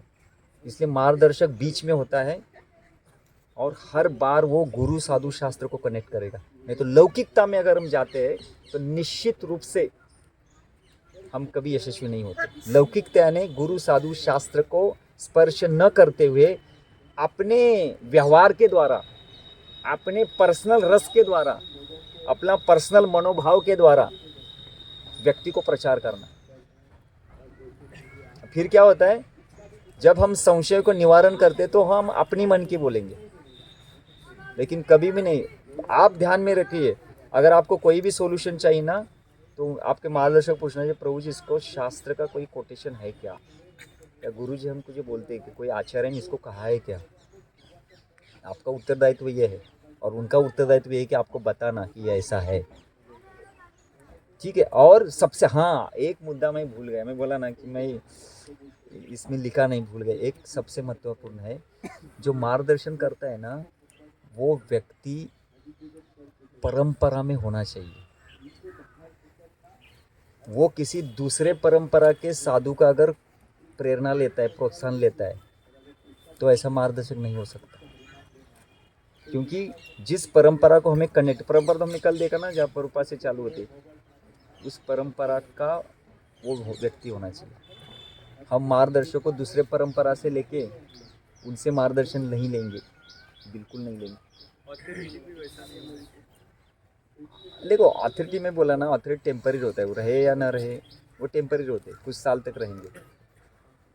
और वो बाय डिफ़ॉल्ट हम कैसे होते हैं, हम परिस्थितिवश कहाँ पे जब जाते हैं ना, तो हमारा अथॉरिटी बदलेंगे, वो कायम के नहीं रहते। तो इसलिए कुछ समय के लिए हमें उनको पालन करना है, लेकिन वो मार्गदर्शक में नहीं होना चाहिए, क्योंकि हमें जीवन भर उनसे मार्गदर्शन करना है। ऐसा समझ आया ना। तो ये है कि जो मार्गदर्शक है परंपरा में होना चाहिए। मनीष वो परंपरा में होना चाहिए, नहीं तो फिर गड़बड़ है। और परंपरा से सुझाव चाहिए। परंपरा के बाहर के साधुओं का मनोभाव अगर वो बताएंगे तो फिर गड़बड़ हो जाएगा। इसलिए कल मैंने क्या कहा, अगर ऐसा है तो हमें परंपरा चेंज करनी चाहिए। सिंपल है ना, क्योंकि वो भी परंपरा कोई साधारण नहीं है, वो भी साधु कोई साधारण नहीं है। हर एक साधु खुद में एक परिपूर्णता है, परिपूर्ण शुद्ध है। लेकिन समस्या होती है कि शास्त्र बोलता है, शास्त्र क्या कहता है, अव्यभिचार। समझ रहे हैं ना, अव्यभिचार मतलब एक के साथ चलो, मल्टी नहीं, ऐसा। हाँ यस दीपक प्रो।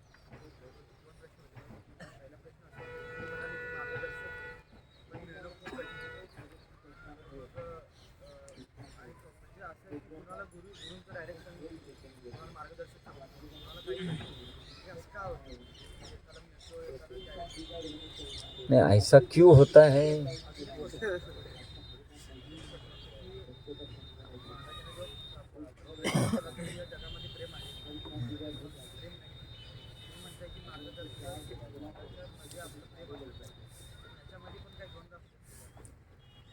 महाराज जब बोले प्रेम, प्रेम मतलब कौन सा प्रेम? नहीं नहीं, हाँ नहीं, प्रेम मतलब वो शुद्ध प्रेम बोले ना, कौन सा? गोलोक का जो प्रेम है ना, वही जगत में नहीं मिलेगा। ठीक है। लेकिन जब हम किसी व्यक्ति पर प्रेम करते हैं, भला वो भौतिक है, हाँ, जैसे इसके लिए एक श्लोक आता है, देखो अभी इसका अर्थ मुझे बताइए। जब माता देवहूति प्रश्न पूछती है कपिल मुनि को कि इस जगत से बाहर कैसे जा सकते हैं, क्या कैसे जा सकते हैं, मतलब माया इतनी भयानक है। क्योंकि पूरा भौतिक जगत का उन्होंने वर्णन करने के बाद ये माता का प्रश्न है, कहती है कि क्या ये 3 गुण व्यक्ति को इजीली छोड़ेंगे क्या? इतने 3 गुणों का प्रभाव है, इतने वो जकड़े हुए व्यक्ति को उतना पकड़ के बैठे हैं, तो क्या 3 गुण से व्यक्ति बाहर निकल सकता है? तो उन्होंने एक ही श्लोक बोला, बोले प्रसंगम अजरम पाशम कवयो आत्मनो विदु सएव साधुषो कृतो मोक्ष द्वार अपावृतम। इसमें कहते हैं जो आसक्ति, जो प्रेम मेरा इस भौतिक जगत के प्रति है, उस प्रेम को सिर्फ किस में लगाओ? साधु में। ये प्रेम कौन सा है? भौतिक है। क्योंकि जो जीवात्मा दूषित है वो आध्यात्मिक प्रेम कैसे कर सकता है? करेगा क्या? जो नहीं, प्रेम मतलब भौतिक प्रेम मतलब क्या? उस व्यक्ति को मैं आसक्त हूँ, तो मेरा वो भौतिक प्रेम है, उसको मैं किसी ऐसे व्यक्ति में लगा रहा हूँ जिससे ये प्रेम शुद्ध हो जाएगा। क्योंकि मेरे ऊपर प्रेम है, प्रेम मतलब मेरे अंदर वो प्रेम है। समझ रहे हैं? मुझे किसी व्यक्ति के ऊपर प्रेम करने की एक क्या बोलते हैं, एक फैसिलिटी, एक सुविधा मेरे अंदर है, उसको कहते हैं कि वो एक क्षमता है मेरे अंदर। जैसे व्यक्ति अगर भगवान के ऊपर प्रेम नहीं करता है, स्वाभाविक करना चाहिए, नहीं करता, प्रेम नहीं, तो किसके ऊपर प्रेम करता है? कुत्ता, बिल्ली, पत्नी, पुत्र, करता है कि नहीं? है कि नहीं वो प्रेम? उस प्रेम को मुझे किसमें लगाना है? साधु में। सएव साधु सुकृतो।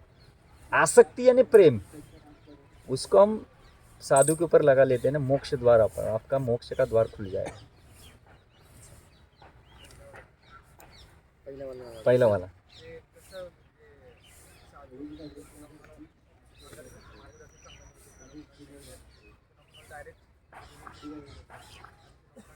वो गुरु का शोध पुस्तक पढ़ा कि नहीं? एवढे कळालं नाही। उसमें महाराज जैसे श्रीमद गौरविंद महाराज कहते हैं कि रोना चाहिए। हाँ, पहले है कि हम प्रामाणिक होने चाहिए कि मेरी नीड भगवान को बताना चाहिए। मेरे लिए भगवान कौन है? सेपरेट पर्सनल आपके लिए भगवान कौन है? परमात्मा है कि नहीं? वो आपकी आवाज़ को सुनने के लिए बैठे हैं कि आपको क्या चाहिए। जब हम इसलिए सत्संग में जब बैठते हैं ना, सत्संग में एक ही कारण के लिए बैठना है, इसलिए सोना नहीं, जागरूक रहना। सत्संग सिर्फ एक ही कारण का होता है कि मुझ में क्या कमियां हैं, और जैसे उस कमियों को मैं मेरे पन्नों में उतारता हूं तो तुरंत मेरे हाथ फोल्डे हो जाएंगे। प्रार्थना, किसको प्रार्थना करूंगा मैं? परमात्मा। मेरे लिए पर्सनल दिए गए, भगवान ने खुद को एक्सपांड किया है। कितने परमात्मा है? नहीं, जीव तो है, कण कण में भी है, कण कण में भी परमात्मा बैठे। किस लिए? ताकि हम फोन लगाए और रॉन्ग नंबर या बिजी लगे, ऐसा हो ना। इसलिए हर कॉल परमात्मा उठाएंगे, क्योंकि पर्सनल, निजी मेरी जिम्मेदारी वो लेते हैं। जब तक इस भौतिक जगत में मैं हूँ तब तक परमात्मा मेरी जिम्मेदारी लेते हैं। और ये मैंने मेरे जीवन में किया है कि हमेशा प्रार्थना की है कि, और अभी भी कभी कभी बोलते हैं ना कि कृष्ण तो हमारे तो देखेंगे नहीं देखेंगे पता नहीं, लेकिन परमात्मा, अरे वो मेरे लिए है, वो मेरे लिए है, वो मेरे लिए आए हैं, मेरे उद्धार के लिए आए, मेरे साथ बैठे, ज़्यादा दूर नाही। जीवाचा जीवलग मित्र। जीवलग मतलब जिथं जीव आहे, जिथं मी आहे ना तिथंच लग, तिथंच, जास्त लांब नाही।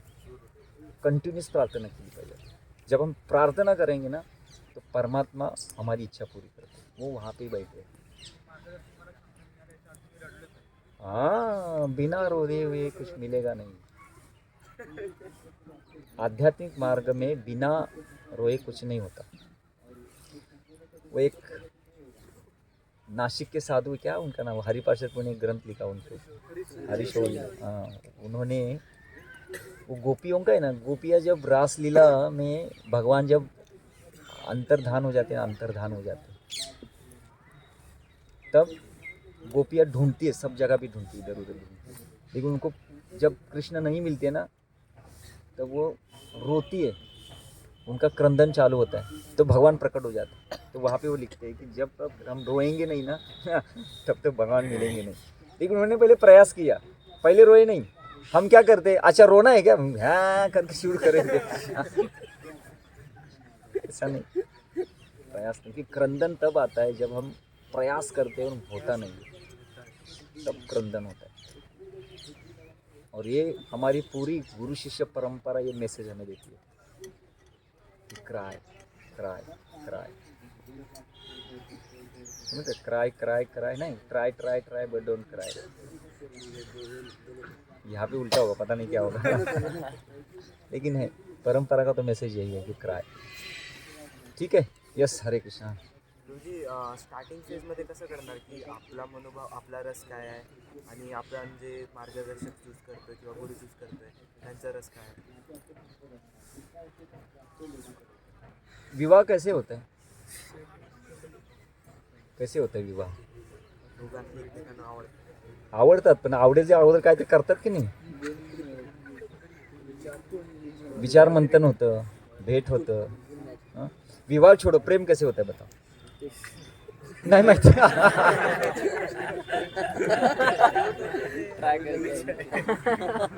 एक दूसरे से मिलते हैं, एक दूसरे के बारे में ये करते हैं, समझ रहे हैं ना?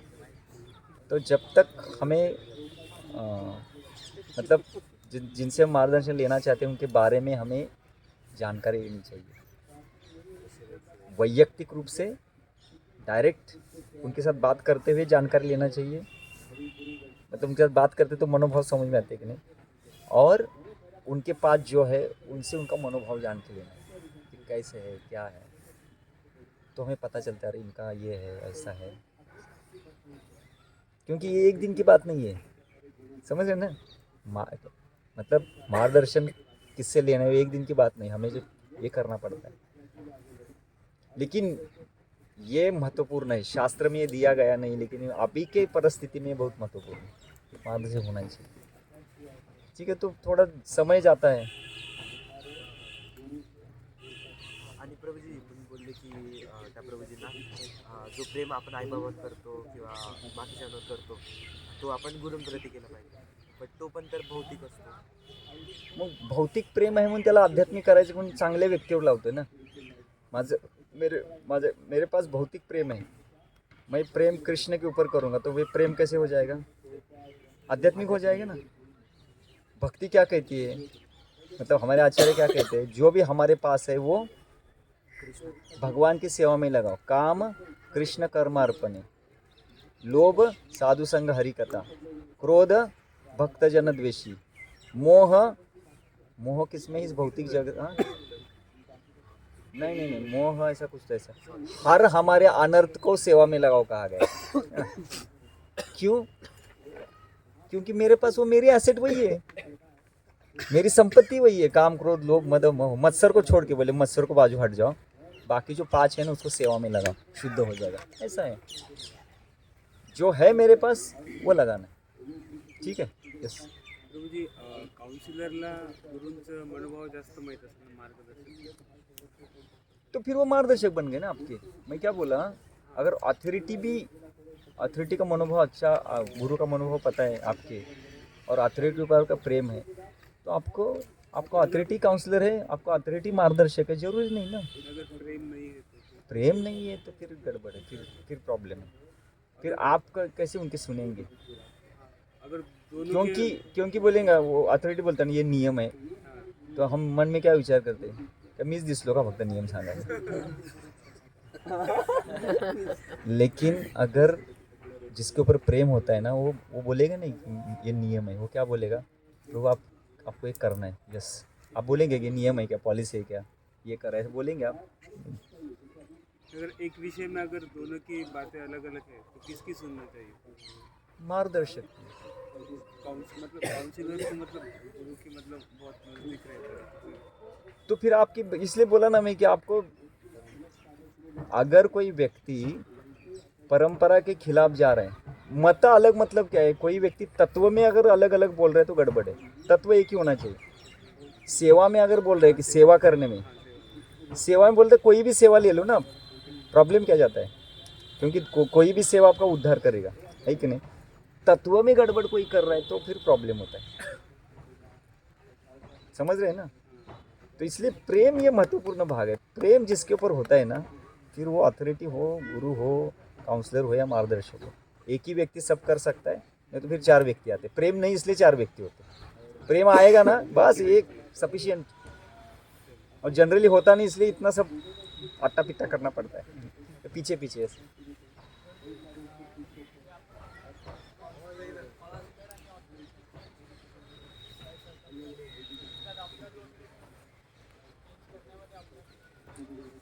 गुरु चेंज करू शकतात, तर ऑथॉरिटी मार्गदर्शक आणि काउन्सिलरचं काय बोलायचं. आणि ऑथॉरिटी चेंज करायची गरज नाही, थोडे दिवस थांबा, आपोआप चेंज होतं. परिस्थिति में के कारण कुछ साल तक वो रहते, क्योंकि मोमेंट चलता रहता है ना, तो वो दूसरे डिपार्टमेंट में जाएंगे, वो कहाँ जाएंगे बस, या हम चेंज होते हैं. समझ रहे ना. तो अथॉरिटी देखो ना, ये एक्चुअली अथॉरिटी की भूमिका है ना बहुत कठिन है. कठिन मतलब आज तक ऐसा कभी हुआ नहीं कि अथॉरिटी और सबऑर्डिनेट का जमा है. ये होता है क्योंकि वो भूमिका ही ऐसी है, उनको रोल निभाना पड़ता है, तो उनके प्रति कभी निरादर नहीं होना चाहिए. उनका भूमिका है वैसा. बस हमें ये जानना है कि बस हमें उनके साथ कोई जीवन भर का तो रिश्ता नहीं है, लेकिन उनके अंडर रहते हुए उन्होंने जो भी हमें कुछ दिया है, जो भी कुछ हमें किया है, तो हमारा शास्त्र कहता है कि हमेशा हमें ग्रेटफुल रहना चाहिए. ये एक वैष्णव का एक आचरण है, व्यवहार है. जो भी कुछ हमें अच्छा मिलता है उसके प्रति हमें ग्रेटफुल रहो, तो वो रहना चाहिए. तो बदलना है और समझो अगर ऐसा भाई होता है तो फिर उनके सामने जाके हाथ जोड़ के कहना है कि मुझे थोड़ा दूसरा एक मार्गदर्शक चाहिए, तो आपकी मैं परमिशन लेना चाहता हूँ, ये जाके बोलना है। इतना सिंपल करना है।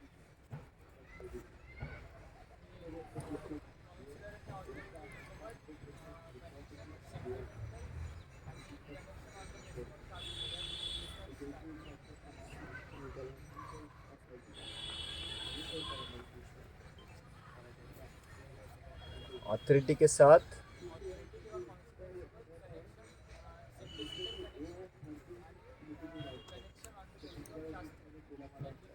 हाँ सेंटिमेंटल मध्ये बोले ना, प्रीतमपुरी ने प्रश्न पूछा ना कि लौकिक उसको लौकिकता कहते हैं, भौतिकता कहते हैं, वो नहीं। सेंटिमेंटल मतलब क्या है, अभी हम क्यों उस व्यक्ति को ज़्यादा ये करें, क्योंकि अभी वो मुझे पसंद है।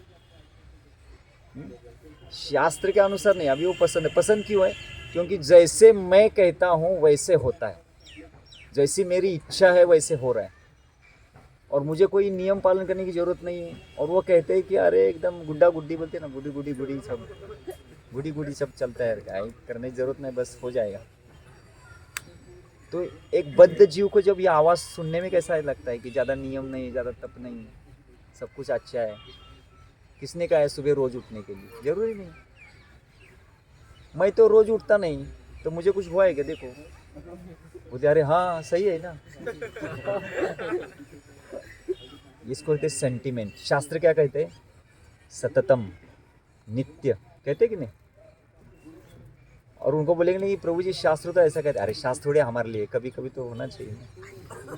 इसको सेंटिमेंट कहते हैं।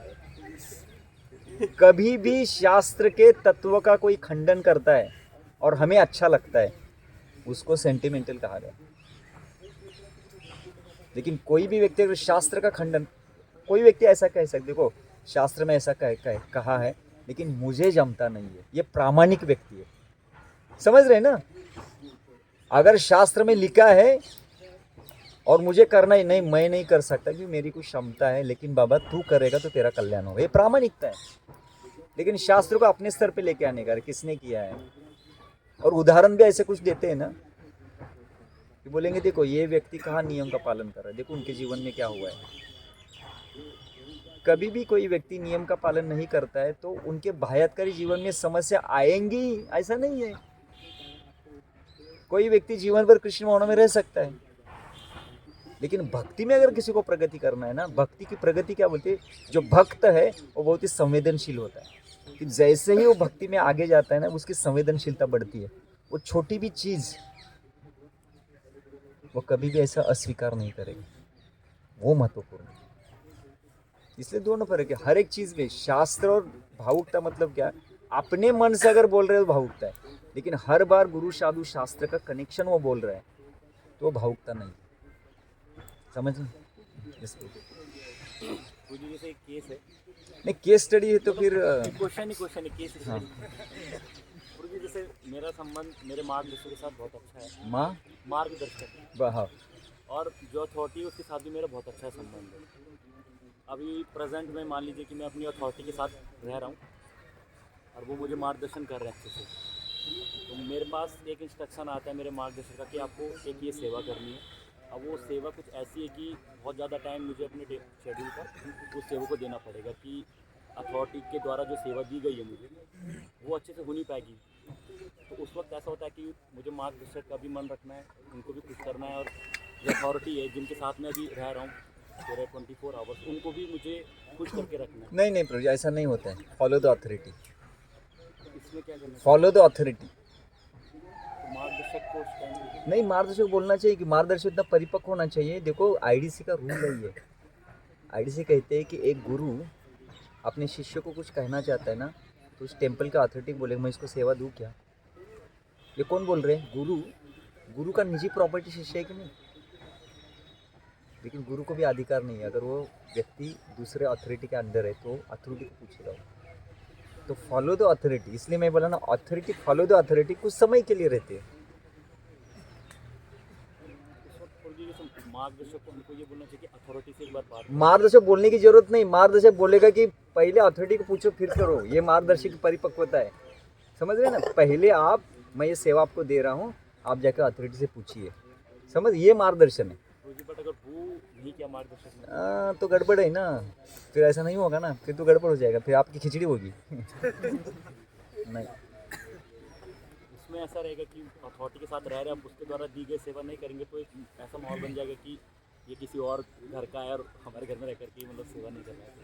हाँ नहीं, पहला सिद्धांत है फॉलो द अथॉरिटी। क्योंकि मुझे बताइए, आपको भक्ति करने के लिए सुविधा कौन दे रहा है उस स्थिति में?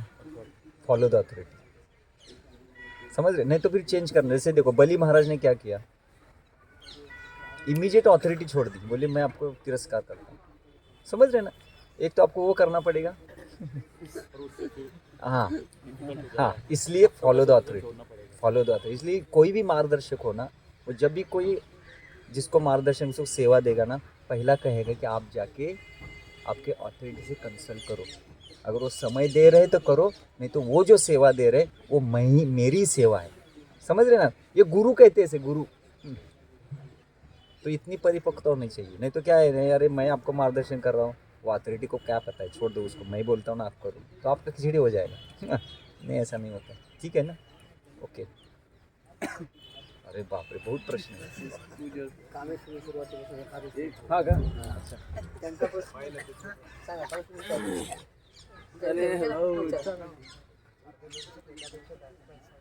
असू शकेल.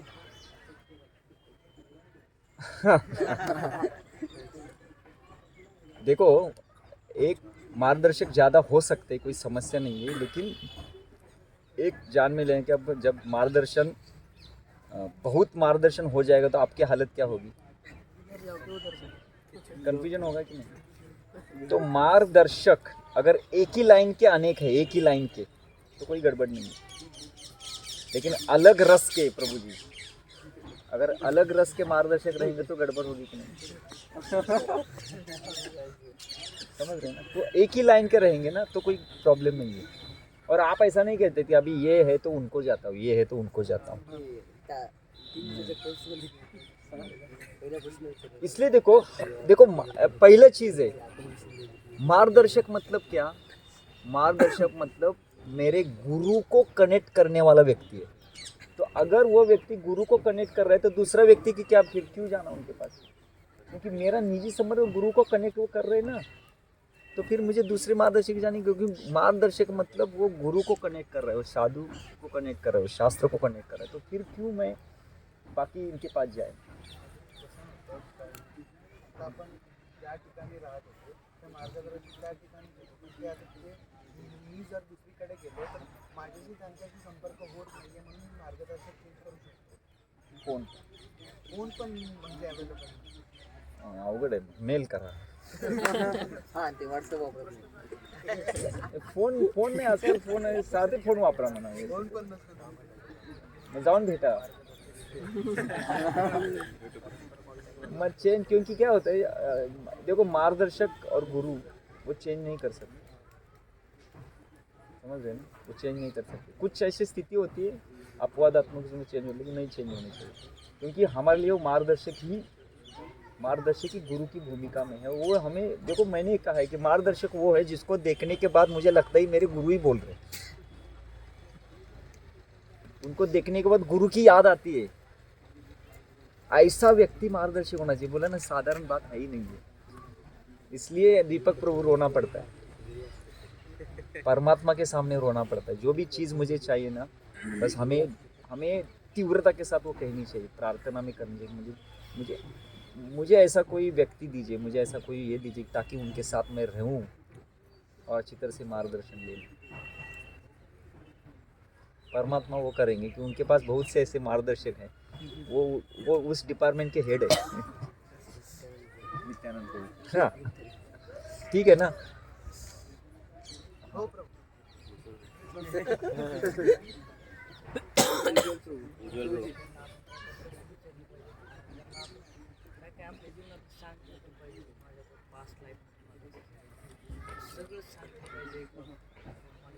वो डिपेंड है मार्गदर्शक के ऊपर, डिपेंड है. एटलीस्ट, क्योंकि उनको अगर अधिकार जानना है तो आपका पूरा जीवन शैली उनको पता होना चाहिए। अधिकार कैसे पता चलेगा? क्योंकि सबसे महत्वपूर्ण अध्यात्म में अधिकार। प्रभु जी आप हमारे यहाँ पे है ना? कहाँ से आप? जयपुर। मैं डर जाता हूँ, बाहर किसी व्यक्ति को बोलना डर लगता है, ये आपने ही है, कुछ बोलेंगे तो बोलेंगे प्रभु जी ऐसे बोल देते हैं। अगर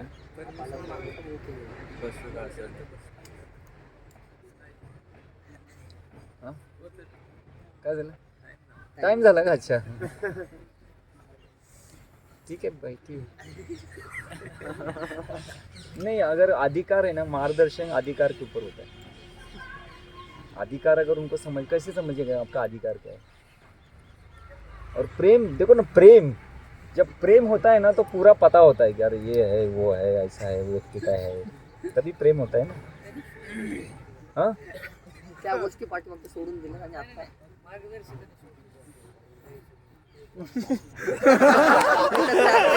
ते पाच ऐकून तसं त्याग केलं. नहीं, मैंने मेरे जीवन में देखा है, जब मैं किसी सीनियर व्यक्ति के पास जाके मैंने मेरी कमियों को बताया ना, मेरा प्रेम और बढ़ गया, मेरा प्रेम और बढ़ गया। और मैं, ये तो मार्गदर्शक की छोड़ो, एक भक्त के पास मैं जाके बोला कि प्रभु जी आपको देखने के बाद ना मुझे ऐसा ऐसा हो रहा है, मैं क्या करूं? वैष्णव सदाचार में तो ऐसा आता नहीं, लेकिन आपको देखने के बाद मुझ में वो प्रॉब्लम आता है, मैं क्या करूं?